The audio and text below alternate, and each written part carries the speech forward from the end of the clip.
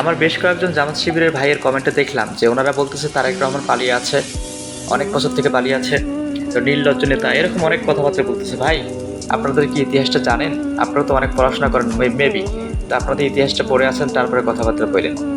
1971 সালে যুদ্ধের পরে আপনাদের প্রায় অসংখ্য নেতাকর্মী জামাতের অসংখ্য নেতাকর্মী পালিয়ে পাকিস্তানে চলে যায় যুদ্ধ পরবর্তী সময়ে, এবং সেই সময় শেখ মুজিবুর রহমান গোলাম আজম সহকারে প্রায় 38 জনের নাগরিকত্ব বাতিল করে দেয়।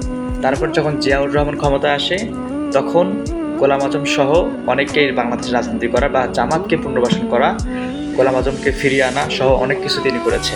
আর তার ছেলেকে আপনারা গালিগালাজ করেন, তার ছেলেকেই বলেন পালিয়ে আছে। তারেক রহমান কোন কারণে বিদেশে গেছে আপনারা জানেন না?